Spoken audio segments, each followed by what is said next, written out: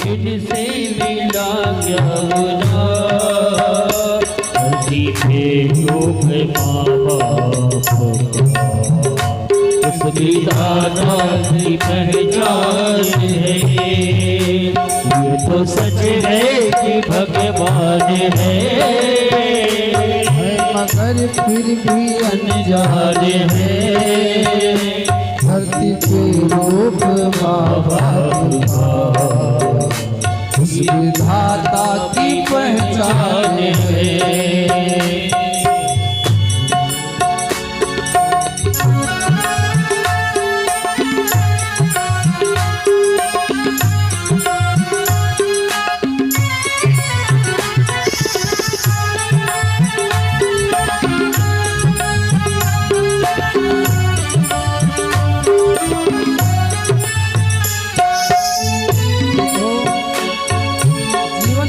भी करना लेकिन मैया को अपने पिताजी को बाबा जी को कभी कष्ट मत देना।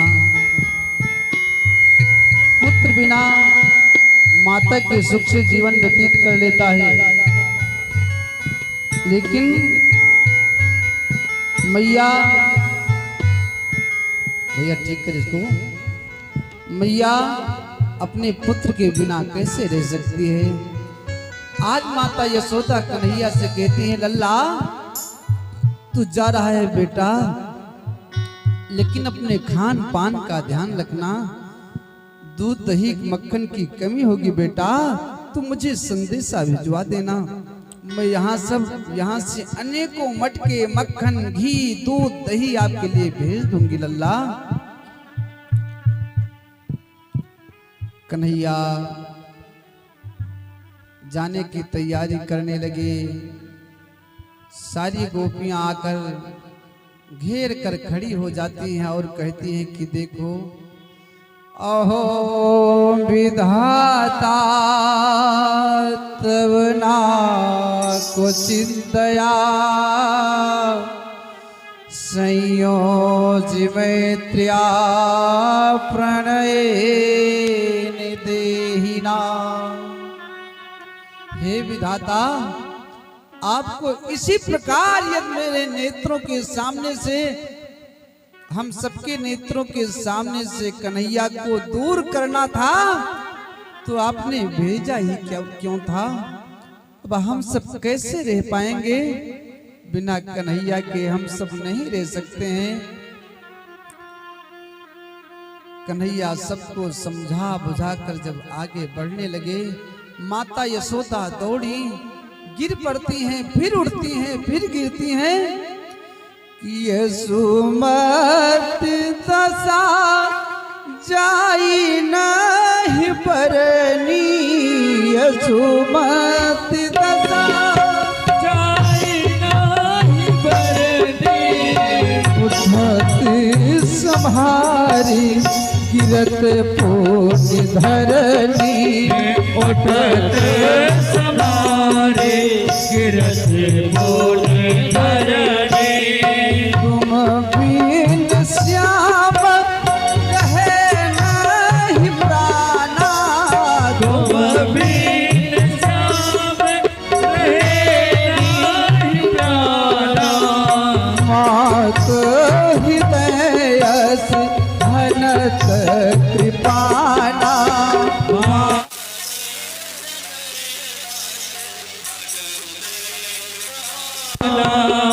गोपीन लपटी उठावत माता, गोपीन लपटी उठावत माता। कविद बिरसी दिखाय विधाता, कविद दिखाए विधाता, दिखाय विधाता, दिखाए विधाता। माता यशोदा दौड़ती हैं कन्हैया से मिलने के लिए, पृथ्वी पर गिरती हैं। गोपियां लपक कर यशोदा मैया को उठाती हैं। माता यशोदा, लाखों गोपियां, राधा रानी, सबके नेत्रों से आंसुओं की धार बह रही है।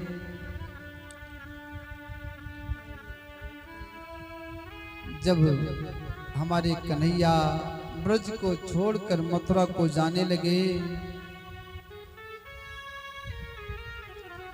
ब्रज को छोड़कर जब हमारे कन्हैया मथुरा की तरफ जाने लगे कि कृष्ण का जिस दिल गमन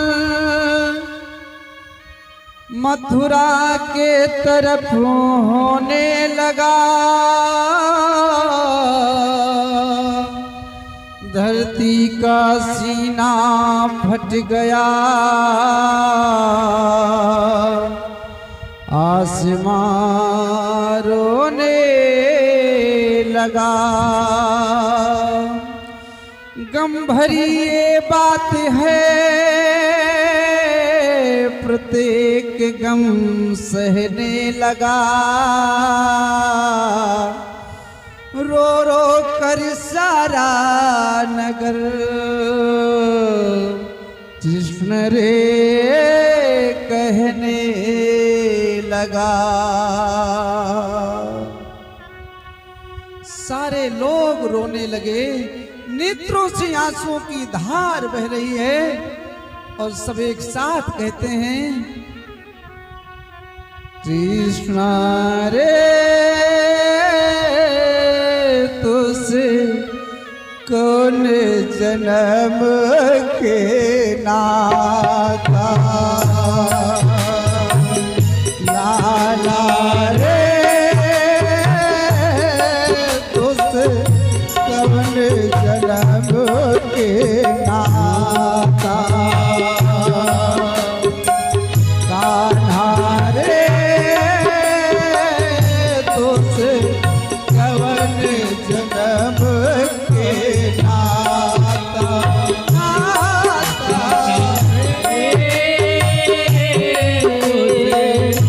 कवन जन्म के नाता, लाला रे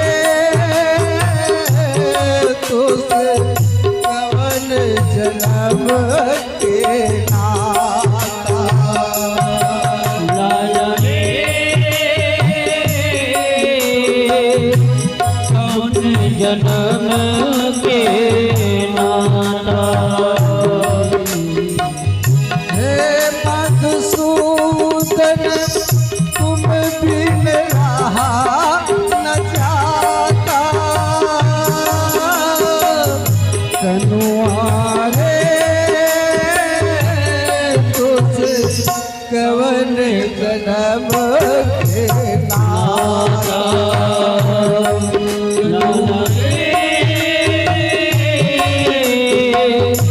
कवन जन्म के नाता, कवन जन्म के नाता, कवन जन्म के नाता। हे मधुसूदन तुझ बिन रहा न जाता, लाला रे तुझे कवन जन्म के नाता, लाला रे कवन जन्म के नाता, कवन जन्म के नाता, कवन जन्म के नाता। सारे ग्वाल बाल गोपियां, राधा रानी, माता यशोदा के नेत्रों से आंसुओं की धार बह रही है। मैया दौड़ कर जाती हैं, कन्हैया से कहती हैं, बेटा बेटा मेरी एक बात सुन ले लाला। कन्हैया रथ से कूद पड़ते हैं, रथ से कूदते हैं, मैया को अपने अंक से भर लेते हैं। मैया क्या कहना चाहती हो? यशोदा कहती हैं, लल्ला आज मोको पता चलो, आज मोको पता चलो कि तुम मेरे नहीं, तुम तो देवकी के नंदन हो लल्ला।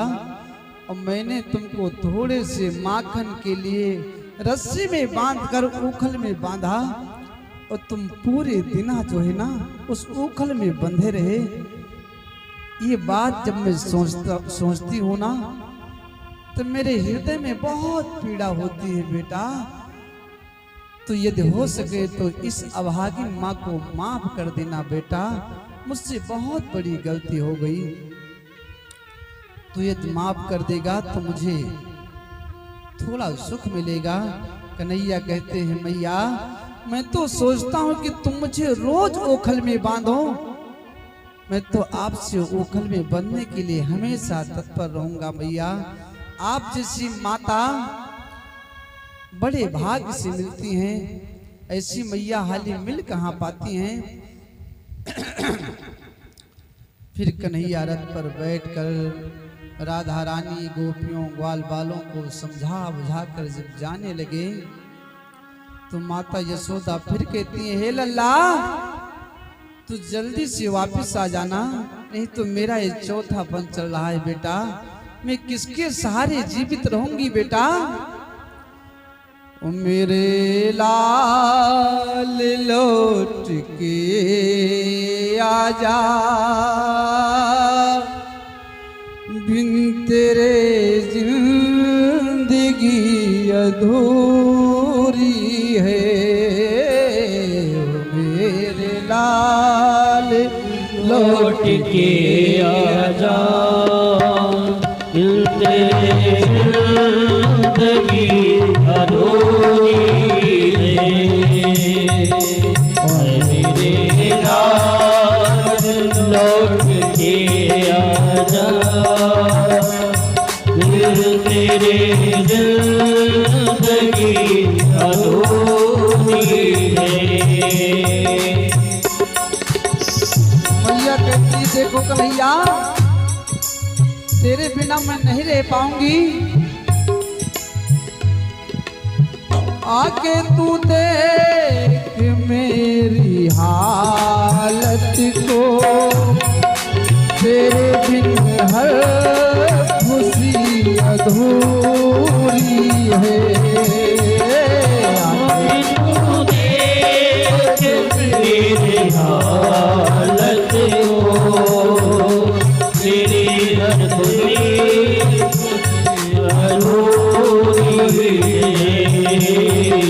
ओ मेरे लाल लौट के आजा, फिर तेरे जिंदगी अधूरी है। मेरे लाल लौट के आजा, दिल तेरे जिंदगी अधूरी है।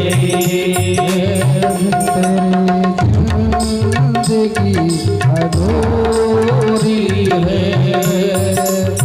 तेरे जिंदगी अधूरी है। मैया कन्हैया से कहती हैं लाला तू जा तो रहा है लेकिन तेरे बिना मेरे जो सुख है ना वो सब समाप्त हो गए, अब मैं कैसे जी पाऊंगी। राधा रानी जाती है रथ के सामने लेट जाती हैं। कन्हैया तुमको जाना है हम सबको छोड़कर तो मेरे ऊपर से रथ को लेकर जाओ, जब तक मैं मरूंगी नहीं तुम्हें जाने नहीं दूंगी। कन्हैया रथ से उतर कर राधा रानी को समझाते हैं, गोपियों को समझाते हैं और सारे ग्वाल बाल गोपियां कहते हैं कि देखो कन्हैया आप हम सबको छोड़कर जा तो रहे हो लेकिन ऐसा प्रेम ऐसा नाता तुमको कहीं नहीं मिलेगा मेरे प्यारे कन्हैया। कि जा रहे हो तो जाओ ब्रज छोड़कर, हमसे मुख मोड़कर, प्यारे ब्रज सा कन्हैया नहीं पाओगे, नहीं पाओगे। जा रहे हो तो जाओ छोड़ के, छोड़ के प्यार बिना कन्हैया नहीं पाओगे, नहीं पाओगे। जा रहे हो तो जाओ ब्रज छोड़ के, हमसे दिल तोड़ के। प्रेम ब्रज सा कन्हैया नहीं पाओगे, नहीं पाओगे।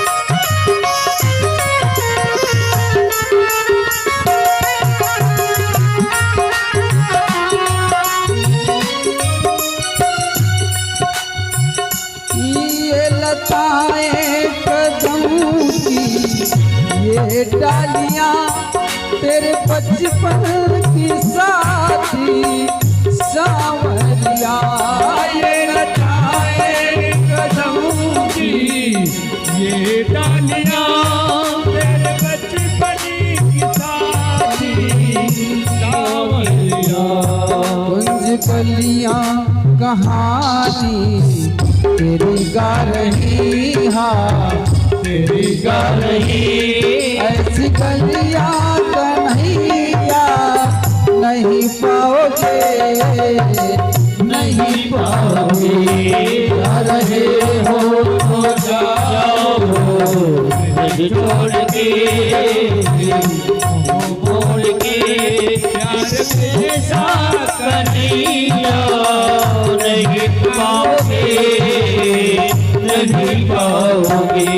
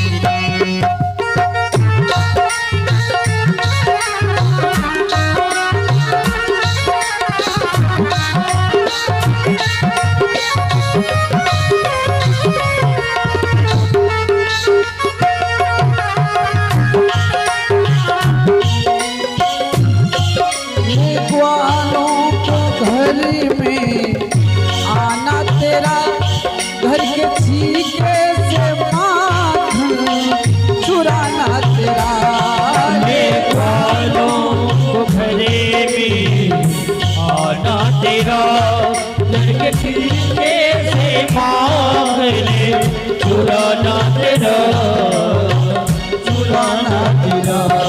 स्वाद जैसा स्वाद माखन का जैसा ब्रज में मिला, ब्रज में मिला।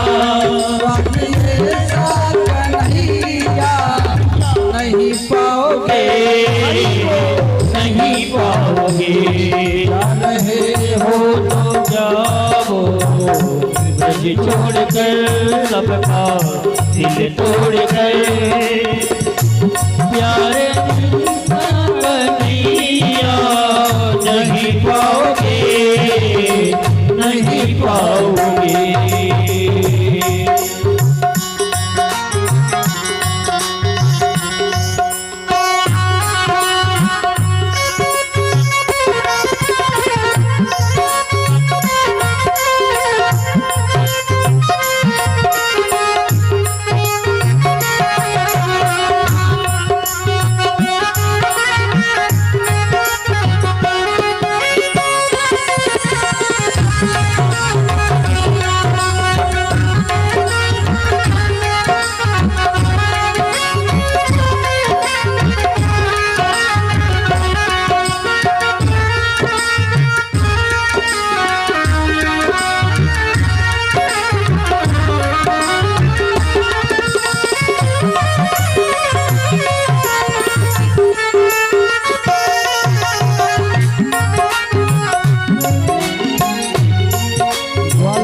गोपियां राधा रानी सब एक साथ में कह रहे हैं कि देखो कितने भोले गगरिया पंडित घट पर चिर किसके बचे श्याम प्यारे कहो कितनी भोली गगरिया पंडित घट पर चिर किसके बचे श्याम प्यारे कहो प्यारे कहो। आगे कहते हैं कि देखो जितना तुमने हम लोगों के साथ में उधम मचाया उतना उधम कोई सहने वाला नहीं है कन्हैया। देखो कितनी भोड़ी मटकिया पंडित घट पर चिर किसके बचे श्याम प्यारे कहो कितनी भोड़ी गगरिया पंडित घट पर चिर किसके बचे श्याम प्यारे कहो प्यारे कहो। तेरे उद्यमों को जिसने हंस के सहे हाँ हंस के सहे ऐसे प्रेमी कन्हैया नहीं पाओगे नहीं पाओगे। जा रहे हो तो जाओ मुझे छोड़ के सबका दिल तोड़ के प्यारे कन्हैया नहीं पाओगे नहीं पाओगे।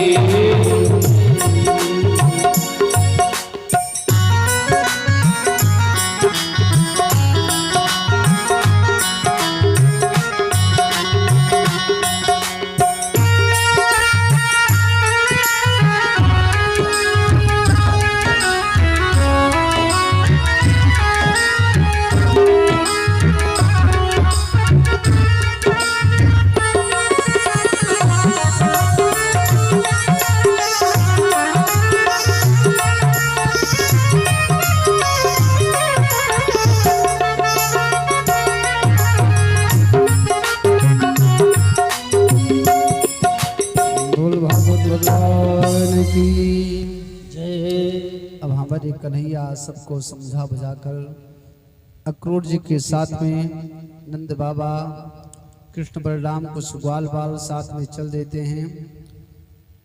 यमुना में अक्रूर जी स्नान किए तो हमारे प्रभु ने अपनी माया को प्रकट करके दिखाया। डुबकी लगाते हैं तो जल के भीतर कन्हैया, जल से बाहर आते हैं तो देखते हैं कन्हैया बाहर बैठे हैं। फिर डुबकी लगाते हैं, फिर जल के भीतर देखते हैं। कन्हैया के दर्शन के चक्कर में काफी समय तक जो है अक्रूर जी स्नान करते रहे। फिर कन्हैया से कहने लगे, कन्हैया आप मेरे घर पर पधारिए, हमारे घर भी धन्य हो जाएंगे। कन्हैया ने कहा, काका अभी नहीं, आगे मौका मिलेगा तो जरूर मिलूंगा। अब इधर कन्हैया नंद बाबा से कहते हैं, बाबा बाबा हमको मथुरा नगरी में जाना है घूमने। नंद बाबा कहते हैं, भैया ये अपना क्षेत्र नहीं है, पूरा है। यहाँ पर बहुत राक्षस रहते हैं, आपको अकेले नहीं जाना होगा। तब बलराम जी को साथ में भेजते हैं कि कन्हैया को लेकर जाओ, मथुरा में घुमा करके वापस ले आना। बलराम जी कन्हैया को और ग्वाल बालों को लेकर चल दिए। एक ने कहा, रे कन्हैया, मामा के नगरी में चल रहे हो हैं, तो हमारे कपड़े ये फटे पुराने हैं। क्या है देवता? कपड़ा का है? आज आपका मन बहुत भटक रहा है। कपड़े फटे पुराने हैं तो कम से कम कपड़े तो नए होने चाहिए। तो कन्हैया कहने लगे, हाँ भैया वो तो सही कह रहे हो। उधर से कंस के घर का कपड़ा धोने वाला धोबी आ रहा था। धोबी को जैसे कन्हैया ने देखा, मामा मामा। धोबी ने कहा, आप कौन हो? अरे मैं कंस का भांजा हूँ, इन कपड़ों को मुझे दे दो, हम सब पहन लें और जब वापस जाने लगेंगे तो वापस कर देंगे। उस धोबी ने कहा, ओहो, तो तुम ही कंस के भांजे हो? तेरा तो मैंने बड़ा नाम सुना है।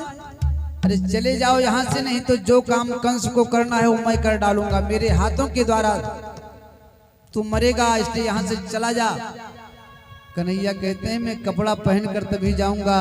तो धोबी कहता है कि यही रे जाति का मरी वढ़ैया, यही रे जाति का मरी वढ़ैया, बन बन फिरत चरावत गैया, बन बन फिरते चरावत गैया।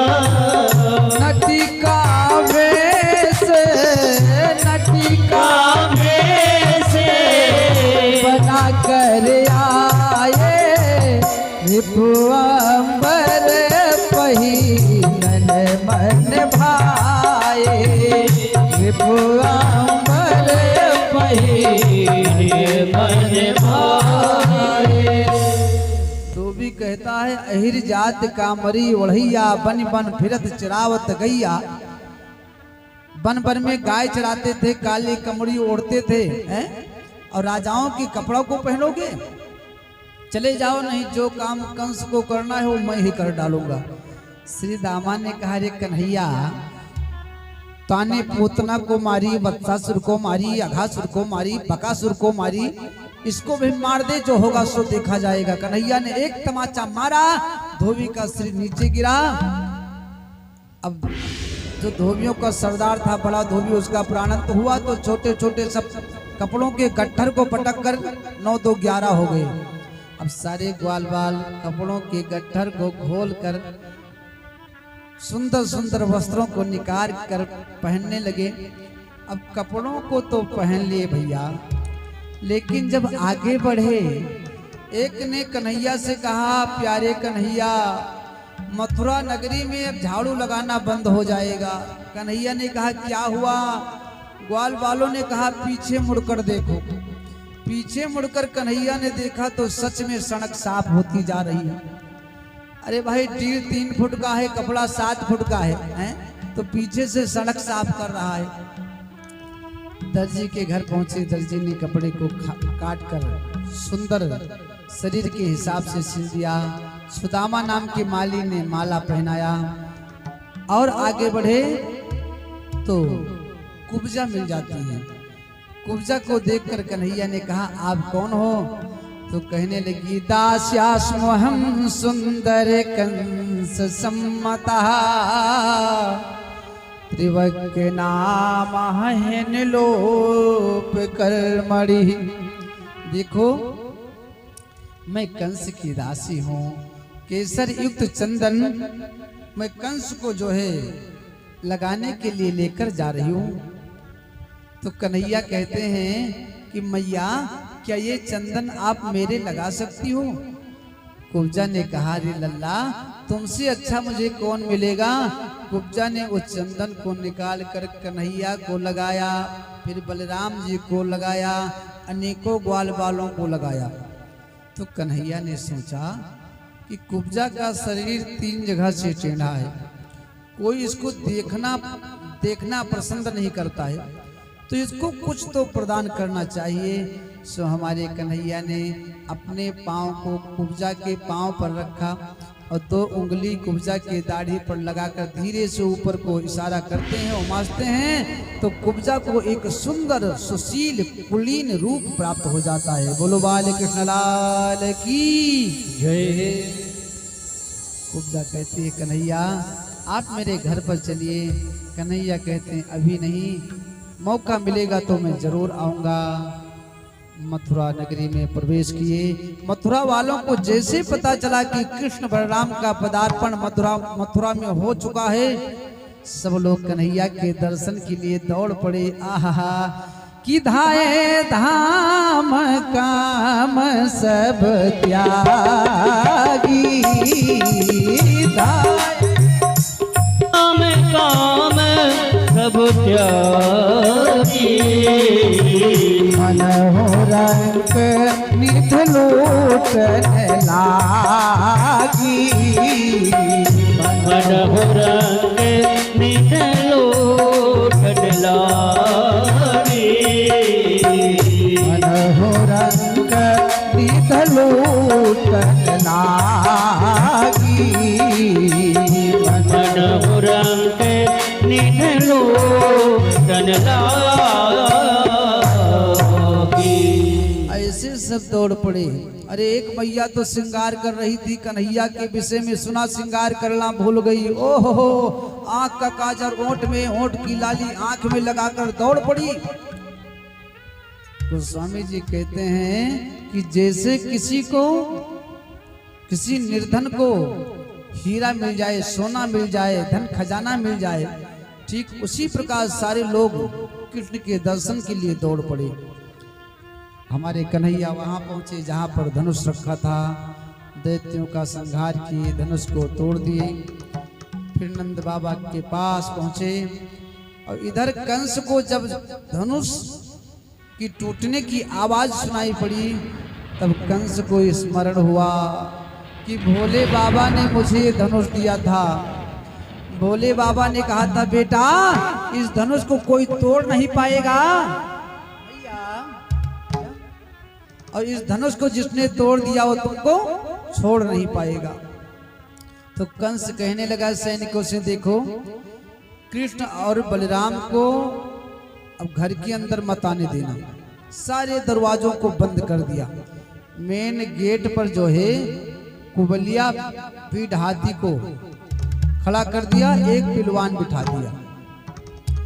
कृष्ण बलराम पहुंचे, पिलवान ने उस हाथी के ऊपर प्रहार किया। हाथी कृष्ण बलराम को मारने के लिए दौड़ा। काफी समय तक हमारे कन्हैया उस हाथी के साथ में खेलते रहे। उसके बाद में उसके सूंड को पकड़कर घुमाकर पटकते हैं। कुबलिया पीठ हाथी का प्राणांत हो जाता है और उसके दांत को तोड़कर कृष्ण और बलराम उस सभा में पहुंचते हैं जहां पर कंस, अनेकों दैत्य, अनेकों माताएं, अनेकों संत जन बैठे हुए थे। और वहां पर जब कन्हैया पहुंचे तो जिनकी जैसी भावना थी ना, उस हिसाब से सब लोग कन्हैया का दर्शन करते हैं कि जाकी रही भावना जैसी, जाकी रही भावना जैसी, प्रभु मूर्ति देखी तिन तैसी, प्रभु मूर्ति देखी तिन तैसी, जाकी रही भावना जैसी, जाकी रही भावना जैसी, प्रभु मूर्ति दे, प्रभु मूर्ति देखी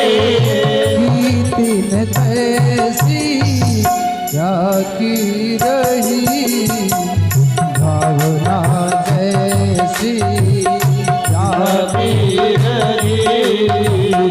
भावना जैसी। जो संत जन है वो कन्हैया को ब्रह्म के रूप में देख रहे हैं। अब माताएं अपने लल्ला के रूप में देख रही हैं, जो पहलवान हैं वो वीर योद्धा के रूप में देख रहे हैं, लेकिन कंस कन्हैया को काल के रूप में देख रहा है। आहा भैया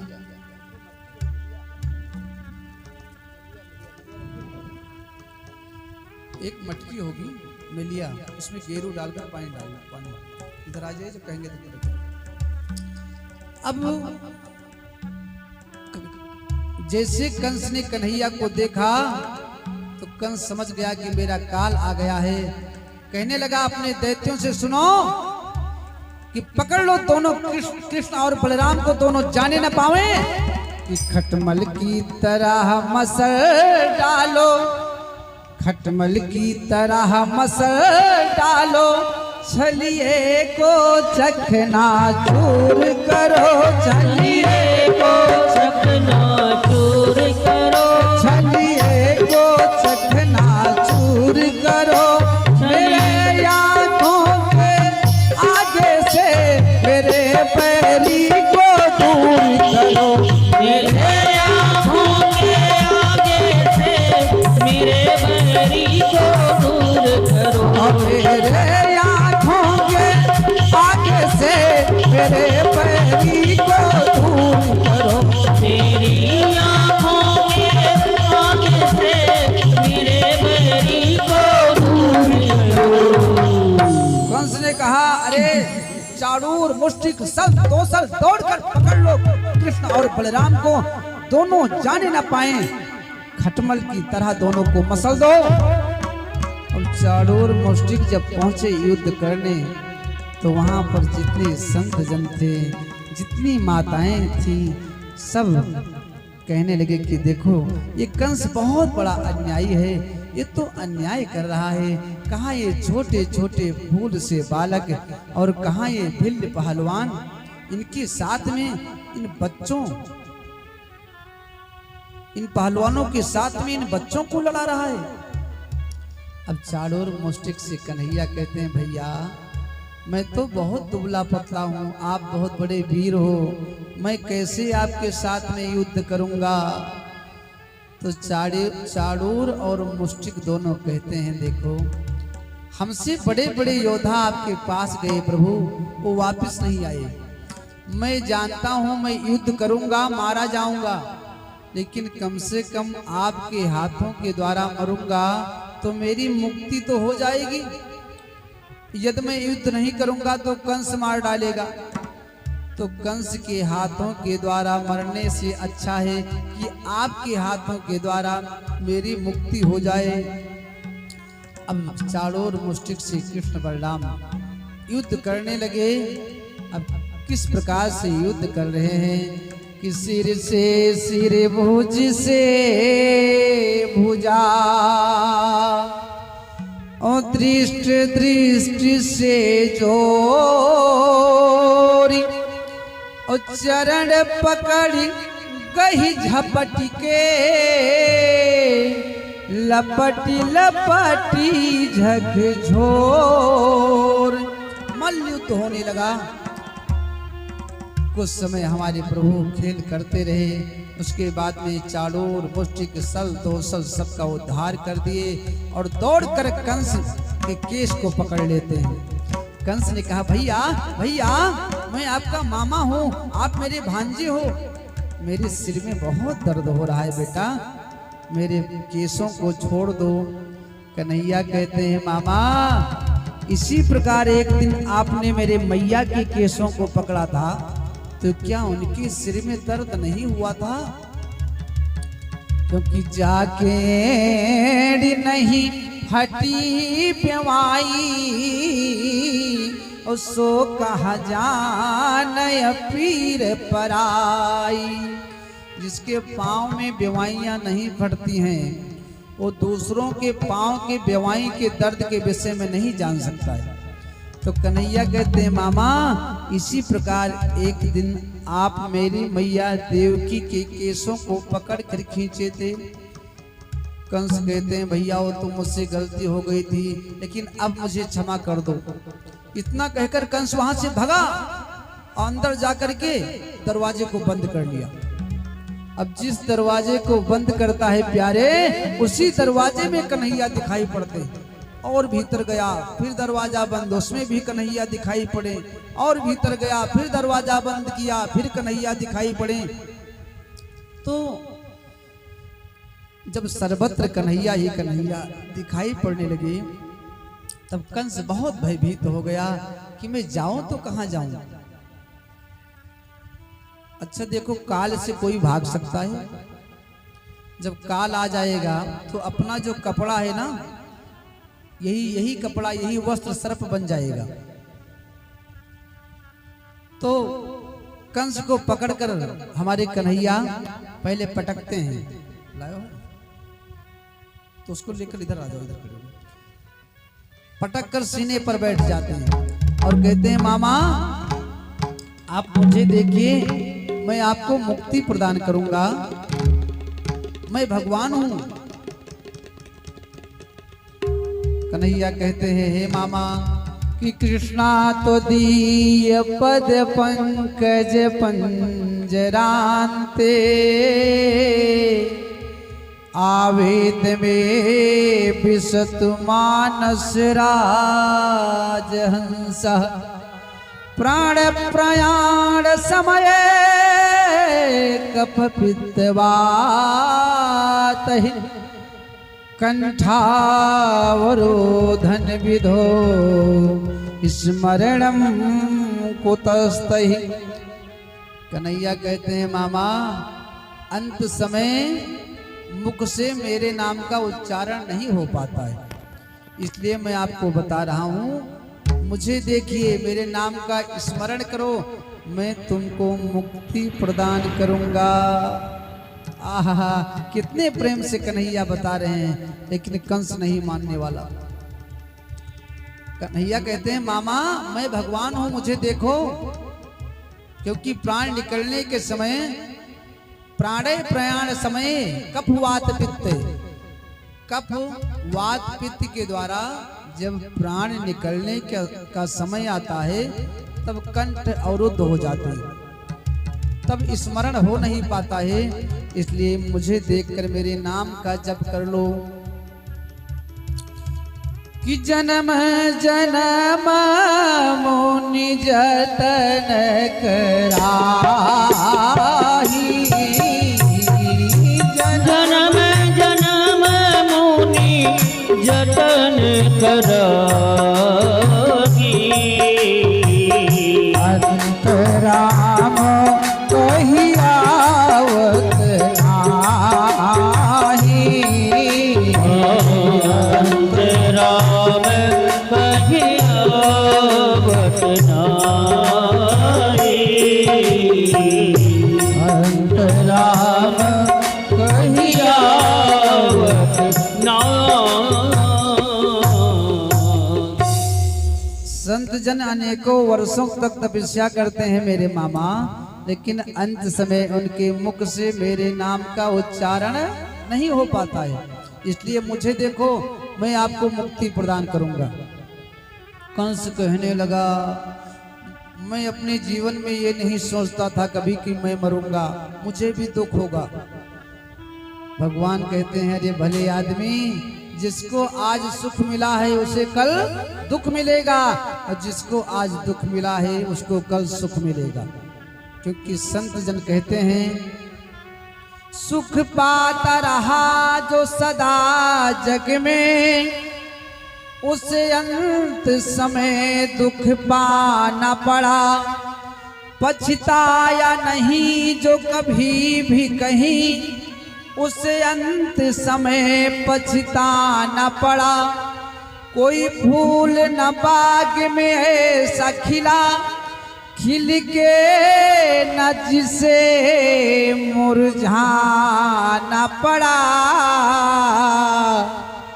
विधि का ये अटल विधान रहा, विधि का ये अटल विधान रहा। जिसे आना पड़ा उसे जाना पड़ा, विधि का ये अटल विधान रहा। तो मामा जितने लोग आते हैं सबको एक ना एक दिन जाना पड़ता है। अब इतना कहकर कन्हैया ने कंस के सिर को तेजी से घुमाया, जिससे कंस का प्राण अंत हो गया।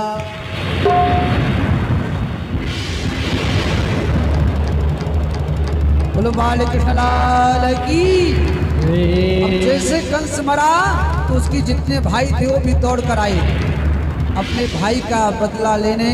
हमारे कन्हैया ने कंस के भाइयों का भी उद्धार कर दिया। और जब कंस मर गया, कंस के भाई भी मर गए, तो कंस की पत्नियां, कंस के भाइयों की पत्नियां सब आकर अपने अपने पति के लाश को पकड़कर रोने लगी। तो कन्हैया कहते हैं मामी आप क्यों रो रही हो? तो कंस की पत्नियों ने कहा सुनो, पहले तो मेरे पति देवता को मार दिए और फिर पूछते हो क्यों रो रही हूँ, आपको नहीं दिखाई पड़ता है? तब कन्हैया अपने मामियों को समझाते हैं कि मामी सुनहु शोक नहीं कीजे, मामा जी को पानी दीजे। मामी सुनहु शोक नहीं कीजे, मामा जी को पानी दीजे। सदा न कोई जीवित रही, झूठी सोचो आपन कहाई।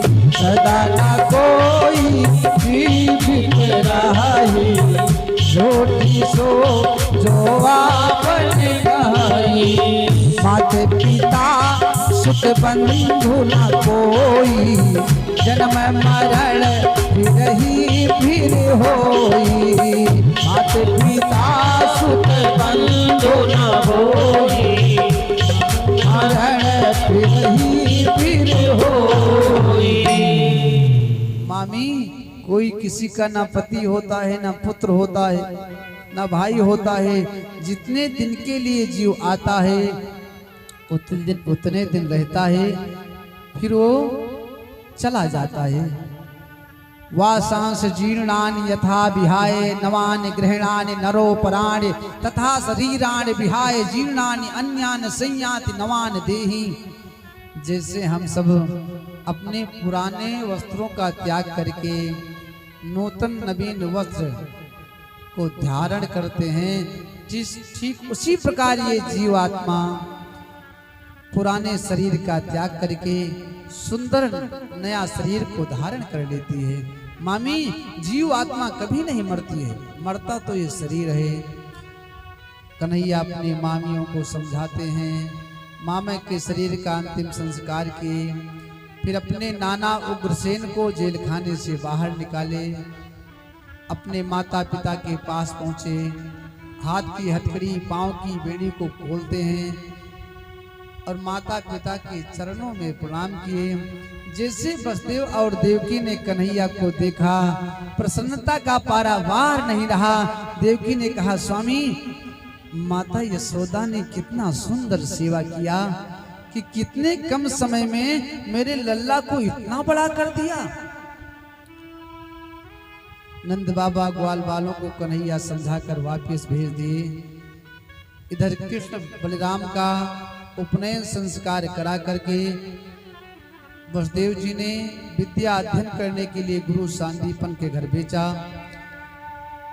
64 दिन में जो विद्या का 64 कला होता है, उसका संपूर्ण ज्ञान हमारे कन्हैया ने प्राप्त कर लिया। और गुरु जी से कहा, गुरुदेव मैं गुरु दक्षिणा में आपको क्या प्रदान करूं? ऐसा कन्हैया जी ने कहा। तो गुरु जी कहने लगे, प्रभास क्षेत्र में हमारा एक पुत्र समुद्र में बह गया था, तो उसी को लाकर दे दो। हमारे कन्हैया समुद्र के पास पहुंचे तो समुद्र ने कहा, मेरे पास तो आपके गुरु का पुत्र नहीं है। हाँ, मेरे भीतर एक पांचजन्य नाम का राक्षस रहता है, हो सकता है उसके पास हो। पांचजन्य नाम के राक्षस को कन्हैया ने मार डाला। तो गुरु का पुत्र तो नहीं मिला, एक पांचजन नाम का शंख मिला, जिसको लेकर कन्हैया आ गए। यमराज के पास पहुंचे। यमराज ने कन्हैया का खूब सम्मान किया और फिर कहने लगा, प्रभु यमराज जी कहने लगे, प्रभु आपका कैसे पदार्पण हुआ? तो कन्हैया कहते हैं, गुरु पुत्र मिहानीत निज कर निबंधन। मेरे गुरु का पुत्र अपने कर्म के अनुसार आपके यहाँ आया है, उसको ढूंढ कर मुझे दो। यमराज ने गुरु सांदीपन के पुत्र को ढूंढकर कन्हैया को प्रदान किया। कन्हैया गुरु दक्षिणा के रूप में गुरु जी के पुत्र को प्रदान करते हैं। उसके बाद सुदामा जी से कहने लगे, मित्र मैं जा रहा हूं, आपको कभी मौका मिलेगा तो मुझसे मिलने आना, मुझसे मिलने आना। लेकिन सुनो, मथुरा में मैं नहीं मिलूंगा, द्वारिका में मुझसे मिलने आना। सुखदेव जी कहते हैं, एक दिन की बात है राजन, कि हमारे कन्हैया बैठे थे, माता देवकी अपने हाथों से भोजन बनाकर लेकर पहुंची। अब जैसे पहुंची तो कन्हैया ने भोजन के थाल को देखा तो चिल्लाकर रोने लगे।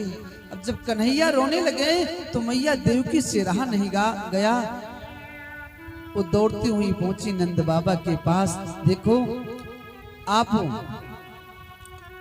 अपने लल्ला को जाकर समझाओ, क्यों रो रहा है?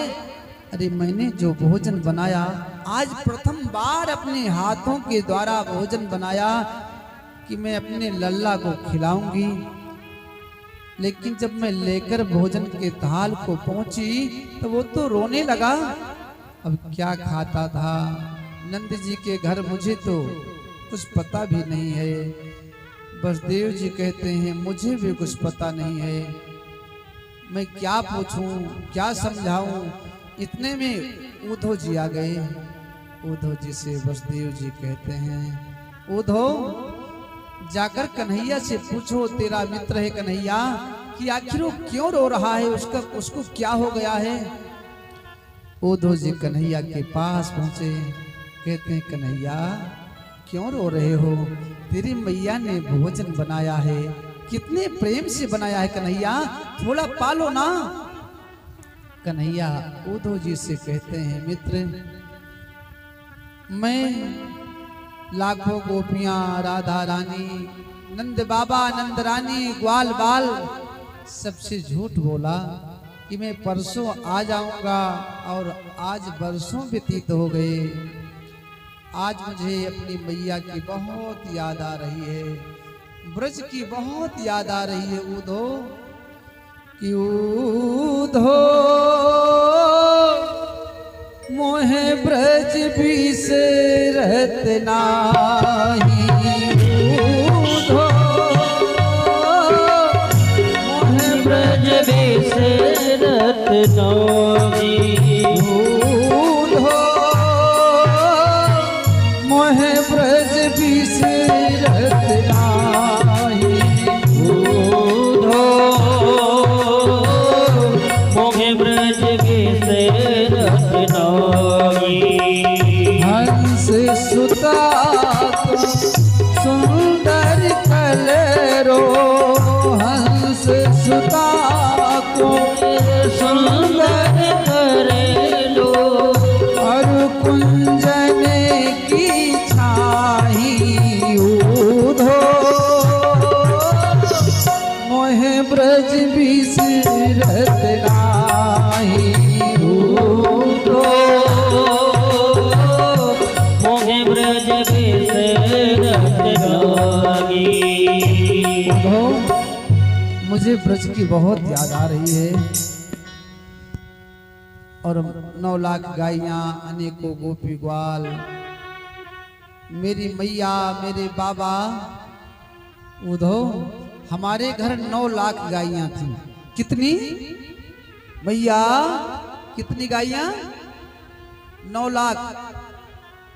कन्हैया कहते हैं, लेकिन मेरी मैया यशोदा ने मुझे अपने दुग्ध का पान कराया उधो, और जो मीठापन माई के दूध से मुझे प्राप्त हुआ वो दुनिया में कभी प्राप्त ही नहीं हो सकता। क्यों? क्योंकि संत जन कहते हैं कि माई के दूधवा जैसन, अरे माई के दूधवा जैसन दुनिया में मिठाई ना मिली, सब कुछ मिल जाई पर दुनिया ममाई ना मिली। सब कुछ मिल जाए पर दुनिया में माई ना मिली। सब कुछ मिल जाई पर दुनिया ममाई ना मिली। सब कुछ मिल जाए पर दुनिया में माई ना मिली। कन्हैया कहते हैं उद्धव, माई के दूध जैसा मीठापन कोई भी पदार्थ हो ही नहीं सकता। देखो ऐसा दुनिया में कौन हो सकता है माई के सिवा। ऐसन को दुनिया में होई बोझ पेट मलई के ढोई। ऐसन को दुनिया में कोई बोझ पेट मलई के ढोई। मन मातन को ना घबराई संकट सब हंस के सह जाई। मन मातन को ना घबराई संकट सब हंस के सह जाई। ऐसन करे वाला दूसर को मिटाई ना मिली। सब कुछ मिल जाई पर दुनिया ममाई ना मिली। सब कुछ मिल जाए पर दुनिया में माई ना मिली। कुछ मिल जाई पर दुनिया में माई ना मिली। सब कुछ मिल जाए पर दुनिया में माई ना मिली। भागवत भगवान की, राघवेंद्र सरकार की। अब कन्हैया कहते हैं उद्धव जी आप मेरे कहने से ब्रज चले जाइए वृंदावन। मेरी माता को मेरे विषय में समझा देना, बता देना। ग्वाल बालों का हाल चाल लेकर आ जाओ, मुझे बता दो, मेरा हाल उनको सुना देना। उद्धव जी कहते हैं ओहो कन्हैया, अरे उद्धव जैसा ज्ञानी उन गंवारों के बीच में जाएगा, जब अपने वेदों की व्याख्या करेगा ना तो उन गंवारों की समझ में कुछ नहीं आएगा। अरे मैं गुरु बृहस्पति का शिष्य हूं। कन्हैया कहते हैं भैया जाओ तो सही, लेकिन मेरी काली कमरिया ओढ़ कर जाना। कि गच्छूधो विजम तत्र पित्रेरिनो प्रीतमावः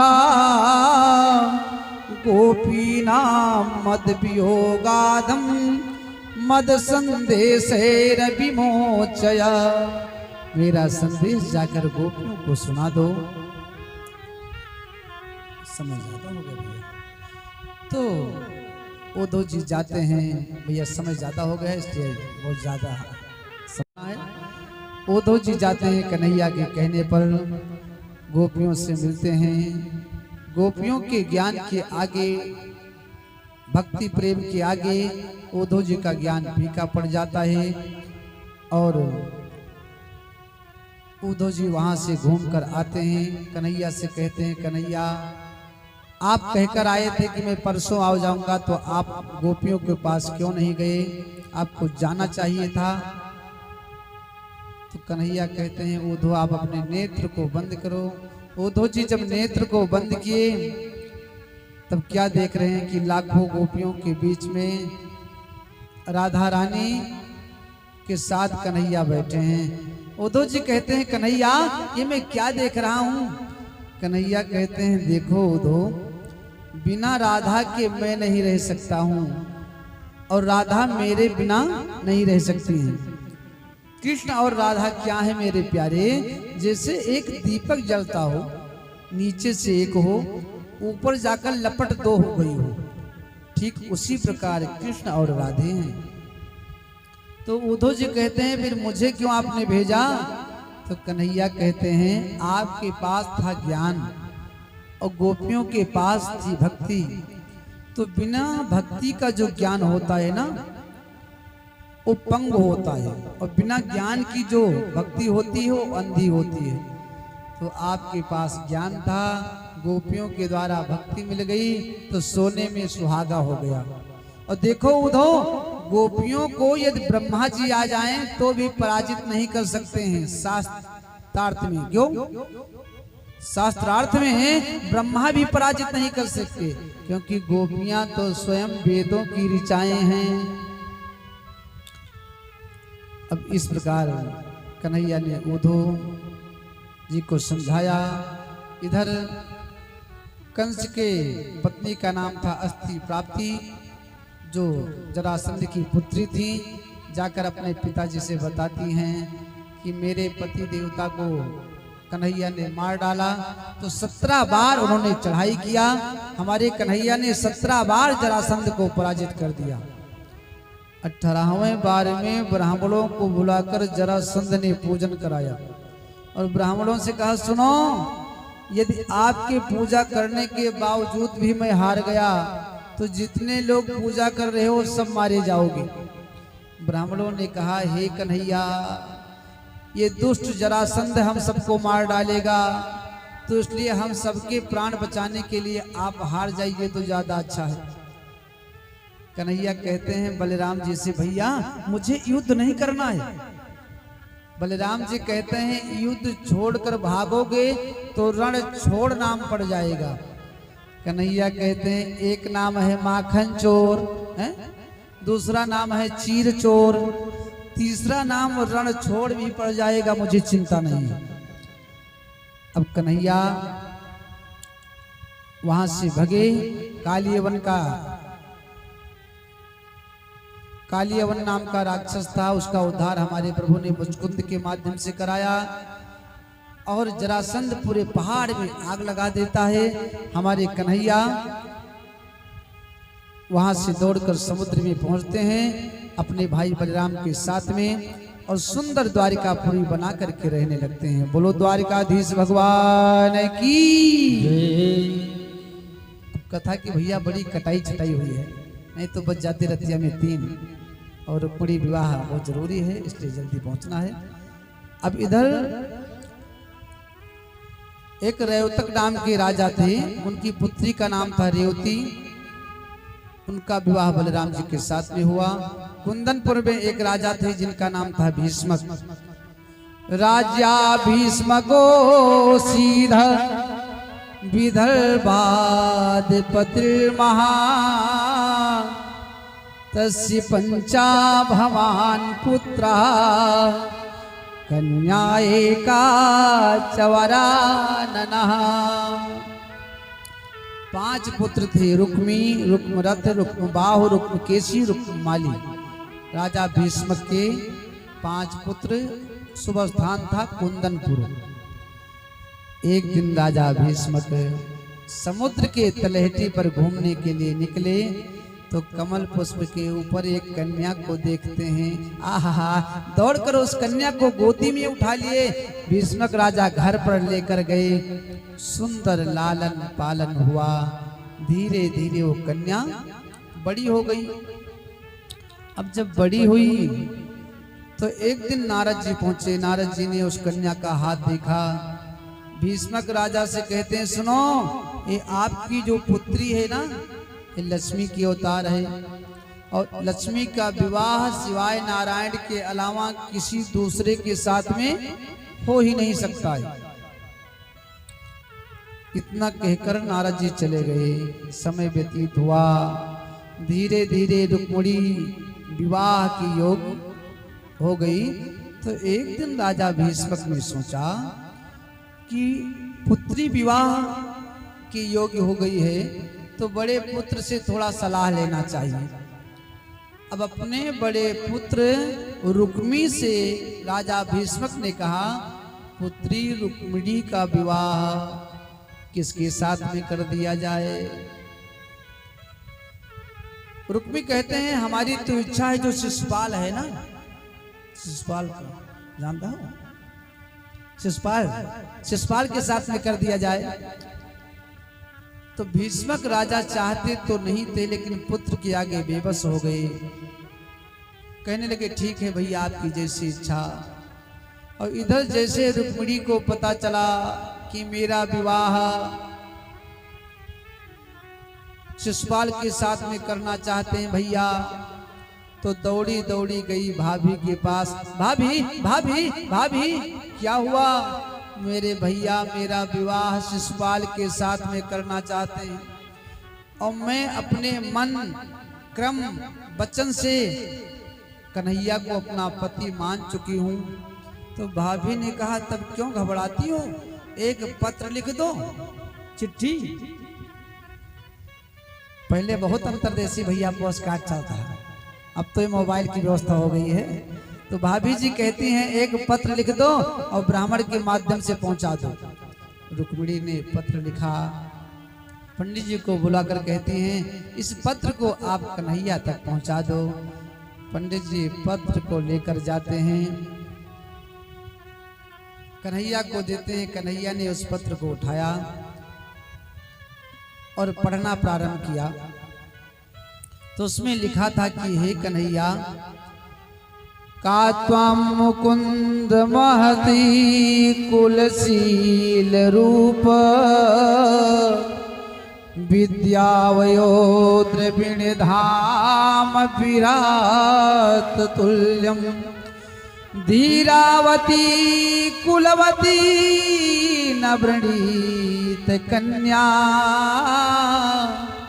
काले नृसिंह नरलोक मनोभिराम।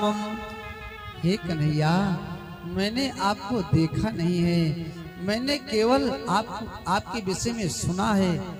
आपके अच्छाई को, आपके गुण को, आपकी सुंदरता को सुनकर मैंने मन क्रम वचन से आपको पति मान लिया है, और मेरा भाई शिशुपाल के साथ में मेरा विवाह करना चाहता है। अब आप ही बताओ कि शेर का भाग कोई सियार लेकर चला जाए तो अच्छा होगा, इसलिए हे कन्हैया आप आओ, मुझे लेकर चलो। और आप नहीं आओगे तो भले ही मेरे प्राण क्यों ना निकल जाएं, लेकिन मैं शिशुपाल के साथ नहीं जा सकती। कि मोहब्बत जिसी को होती है, मुकद्दर टूट जाते हैं। मुसाफिर संग जो चलते, सफर में छूट जाते हैं। दिलों से खेलने मत दो किसी नादान लोगों को, और खिलौना कांच का है ये कि अक्सर टूट जाते हैं। खिलौना कांच के हैं ये कि अक्सर टूट जाते हैं। ये जो मेरा शरीर है ना, इसे कांच का टुकड़ा समझना। नहीं आओगे तो भले ही क्यों ना मेरे प्राण निकल जाएं, लेकिन मैं शिशुपाल के साथ नहीं जाऊंगी। फिर नीचे क्या लिखा है कि मैं तेरे दाम हो जाऊं, तू मेरे दाम हो जाए। मैं तेरे नाम हो जाऊं, तो मेरे नाम हो जाए। न राधा सा न गोपी सा विरह मंजूर है मुझको। मैं बनूं रुक्मिणी तेरी, मैं बनूं रुक्मिणी तेरी, तू मेरा श्याम हो जाए। मैं बनूं रुक्मिणी तेरी, तू मेरा श्याम हो जाए। अब कन्हैया ने जैसे पत्र पढ़ा, पंडित जी से कहा आप बैठिए मैं आ रहा हूँ। अब पंडित जी के लिए सुंदर स्वर्ण की थाली, सुंदर वस्त्र, दक्षिणा सब लेकर आए। पंडित जी को प्रदान किए, प्रणाम किए। फिर रथ पर बिठाकर पंडित जी को लेकर कन्हैया चल दिए। अब रास्ते में मिल गए बड़े भैया। अब जैसे बड़े भैया मिले तो छोटे भैया के हाथ से घोड़े की लगाम छूट गई। पंडित जी कहते हैं क्या हुआ? कन्हैया कहते हैं अरे सामने देखो, अरे सामने देखो बड़े भैया। अब देखो बड़े भैया से कैसे कहें कि मैं अपना विवाह करने जा रहा हूं? पहले जमाने में, अरे बहुत दिन पहले नहीं, 20-25 साल पहले, 30 साल, जब विवाह वाले आते थे घर पर, तब जिनके विवाह के लिए आते थे ना, वो घर से बाहर नहीं निकलता था बालक, भीतर ही रहता था। माता पिता, भाई, चाचा, दादा विवाह तय कर लेते थे। लेकिन आज की स्थिति है, यदि भाई या बाप कहते मैंने तेरा विवाह तय कर लिया, तो बेटा कहेगा मुझसे आपने पूछा? बिना मुझसे पूछे विवाह तय कर लिए हो तो जाओ स्वयं कर लो, मुझे नहीं करना है। लेकिन कन्हैया के हाथ से लगाम छूट गई घोड़े की। बड़े भैया आ रहे हैं, शर्म लग रहा है।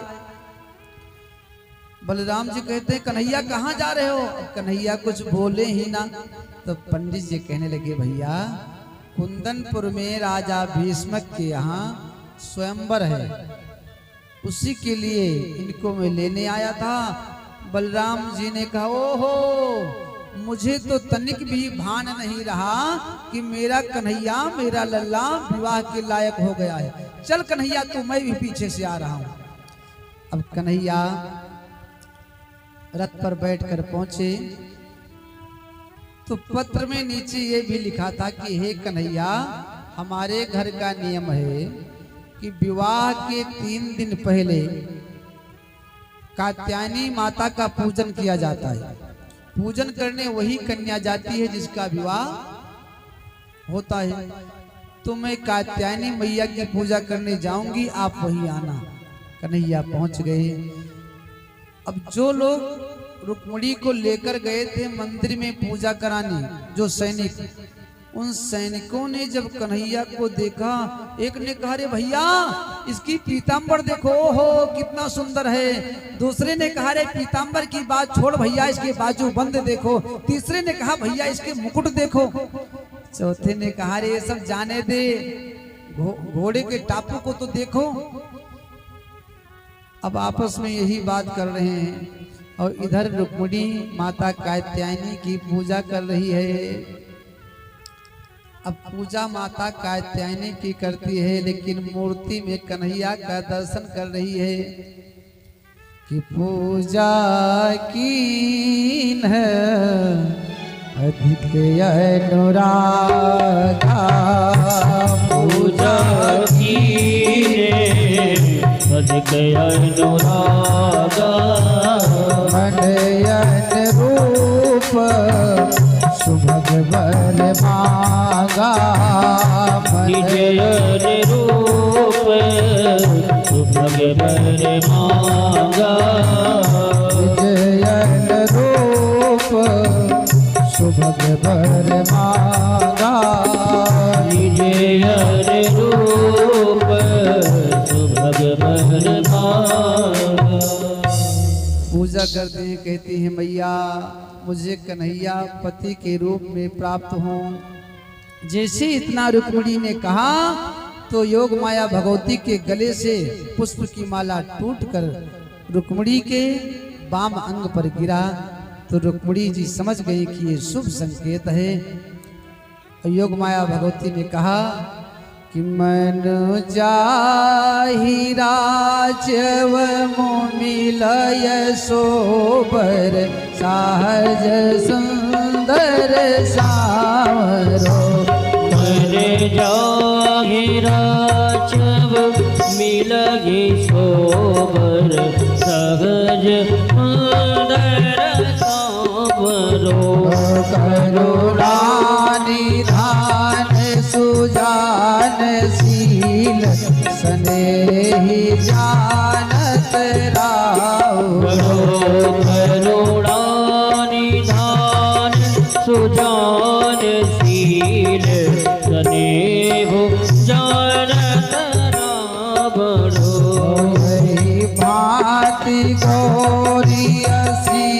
ये सरित ये हर्षित अली तुलसी भवानी पूजे पूजे मुनि मुदित मन मंदिर चली। योग माया भगवती ने कहा तथास्तु तुम्हारी इच्छा पूरी हो। अब इतने में कन्हैया पहुंच गए मंदिर के सामने।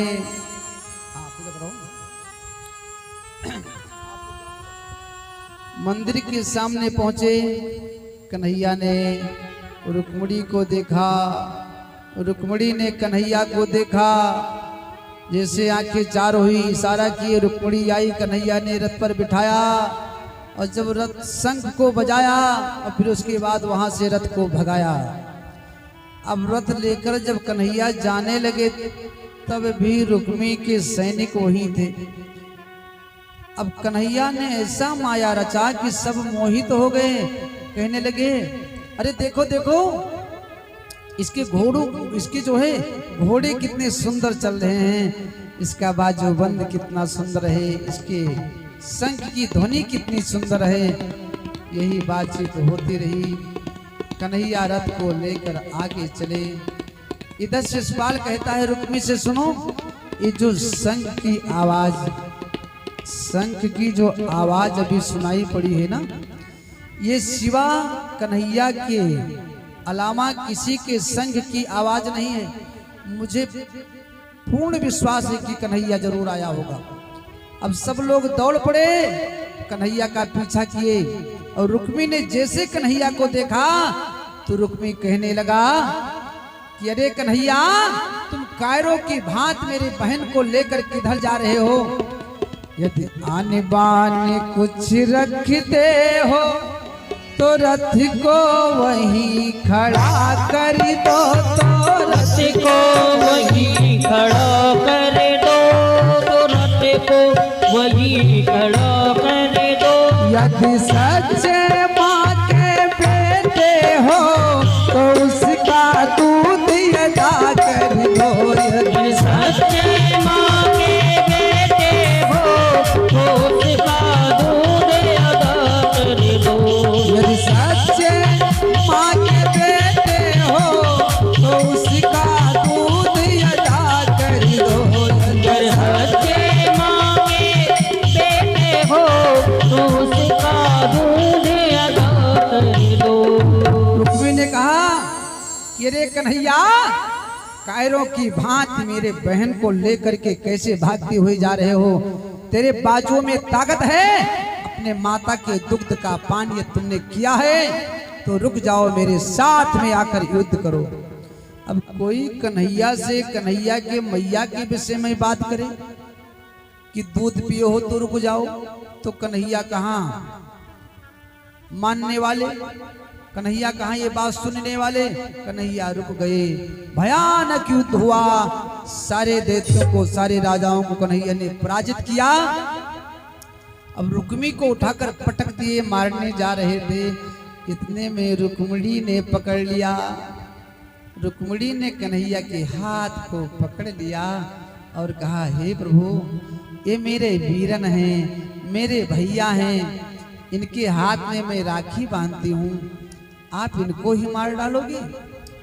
इतने में बलराम जी पहुंच गए, कन्हैया से कहने लगे अरे भैया, ये नई नई रिश्तेदारी लग रही है, हैं? और नए नए रिश्तेदारों को ऐसे मारोगे तो हमारे खानदान में जितने लड़के होंगे सब कुंवारे मर जाएंगे, कोई विवाह करने नहीं आएगा। अरे कौन विवाह करेगा? अपना दिया जो है पिटवाएगा, तुम छोड़ दो इनको। अब बलराम जी के कहने पर कन्हैया ने रुक्मिणी को छोड़ दिया। तब तक भीष्मक राजा पहुंचकर कहते हैं रुक्मिणी से, देखो भैया, नारद जी ने मुझे पहले ही बताया था कि रुक्मिणी जो है ना, ये लक्ष्मी की अवतार है और लक्ष्मी का विवाह सिवाय नारायण के अलावा अन्यत्र किसी के साथ में नहीं हो सकता है। और विवाह भी घर बर कुल देखकर करना चाहिए, क्योंकि मानस में बाबा कहते हैं, बाबा जी कि जो घर बर कुल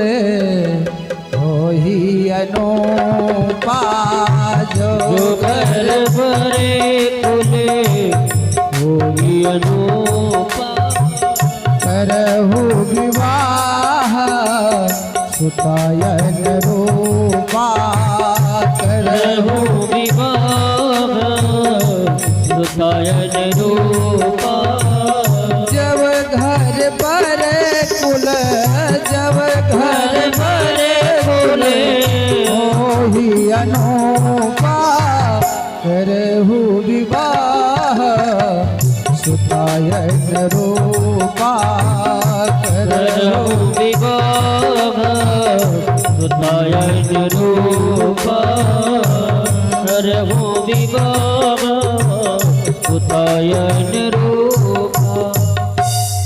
जो घर बर कुल होय अनूपा करहु विवाह सुता अनुरूपा। ये सब देखकर विवाह करना चाहिए कि कन्या के लायक लड़का हो, हैं? घर भी अच्छा हो, खानदान अच्छा हो, कुल गोत्र अच्छा हो, तब विवाह करना चाहिए। और कहीं बिना जाने सुने विवाह कर दो भैया तो दोनों में एक को किसी ना किसी को पछताना पड़ता है। भैया एक लाला जी थे, उनके बेचारे बहुत दिन पर चौथे पन में एक बिटिया बह रहा। अब वो बिटिया भय तो कुछ दिन के बाद ललायन के स्वर्गवास होएगा। जब ललायन के स्वर्गवास होएगा तो लाला जी सोचन कि कुछ दिन के बाद हमरो शरीर छूट जाई तो बिटिया के ब्याह कोनो बड़े खानदान में कह दी जौन पीछे मुड़ के देखे न रहा। अब विवाह ढूंढे लगे तो एक जन के यहाँ पहुंचे, उनके लड़का भैया वकील होएगा रहा तो कहीं जो नहीं किया विवाह कह दई तो हमारी बिटिया हमेशा सुखी रहे। अब विवाह देख के आए घरे बताएं कि वकील साहब क्या विवाह देख आए हैं, लड़का बढ़िया वकील है, बिटिया हमारे हमेशा सुखी रहे। अब अगल बगल के मेहरोई जब सुनिन कि इनके विवाह तय होगा है तो कहीं वो बच्चा आओ तुम्हें बनावक सिखाई दई, तुम्हें कुछ वड़िया भी नहीं सिखाई दई, स्वेटर भी नहीं सिखाई दई। अब ये मार ऐठी जाए, चलो चलो बनाओ ना, हमार विवाह तय भा है वकील के साथ है, पैसा बहुत है, सब हम मोल ले आए, हमरे कोनो कमी है। पड़ोसी कहीं तो जाओ हमारे को न कर जी भाई। अब ये कोई से कुछ ना बनावक सीखिन, ना सिलाई सीखिन, ना कढ़ाई सीखिन। समय व्यतीत भा, विवाह के दिनांक निश्चित आवा, विवाह होएगा। और जब विदाई होइला तो लाला जी सोचिन बिटिया का कुछ कमी न राखी दिए तो अपन डबल बेड आए, सोफा आए, सिंगारदानी